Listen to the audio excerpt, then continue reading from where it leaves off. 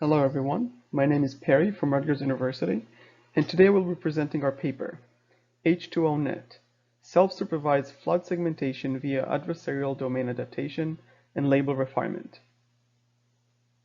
So, to briefly go over the problem and motivation.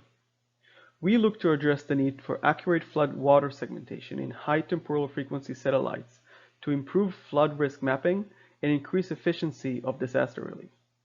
By doing so in high temporal frequency satellites, we also have the possibility of providing near real-time updates for evacuation alerts. Note that I mentioned high temporal frequency satellites, which are also referred to as commercial or high-resolution satellites. The task of flood water segmentation on high temporal frequency satellite data is non-trivial. Ground truth is not readily available, and annotations are expensive to obtain. Additionally, commercial satellites are not equipped with sensors useful for flood segmentation, unlike government satellites, which specifically provide SWIR signals, which are highly correlative with water presence.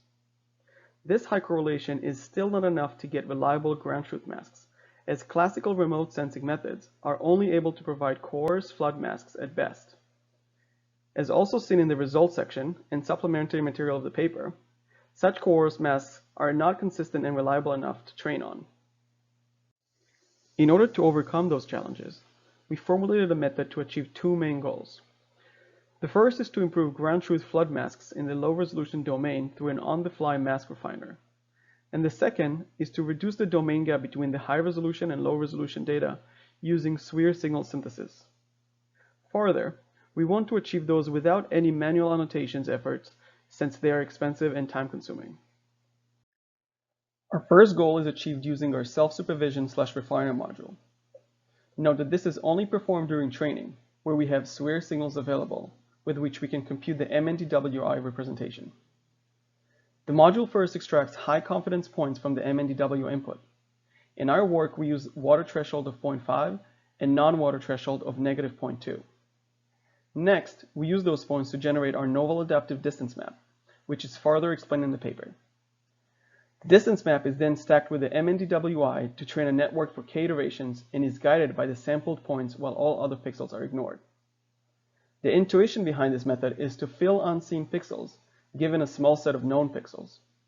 Our approach resembles interactive segmentation methods, where scribbles or points are given by a user to predict the rest of the pixels, except that here we eliminate the user interaction part and extract those points automatically. Next, we want to reduce the domain gap by learning synthesized SWIR signals representation from visual cues. The idea is that visual cues are similar in both high and low resolution data, so learning such representation on low resolution data will generate similar results on high resolution data. The SWIR-SIT module is structured as an image-to-image translation network that aims to translate RGB images to SWIR signals.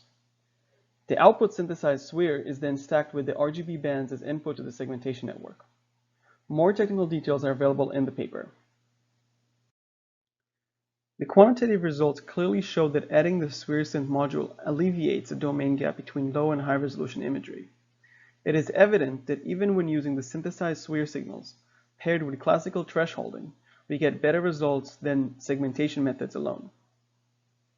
When near-infrared signals are available during training, we also outperform NDWI thresholding, which makes use of near-infrared signals. Lastly, here are some visual examples predicted by our method. It can be seen that relying on RGB input alone can be ambiguous, since floods often take different colors and shapes. On the other hand, adding a synthesized signals to the segmentation network's input dramatically improves qualitative results. It can be seen that while the synthesized SWIR and its thresholded output can be noisy, it provides good enough information for the segmentation network that is not available otherwise. Additionally, we can see the qualitative impact of near-infrared signals when used during training. Thank you for your attention, and please feel free to reach out for any question or comment.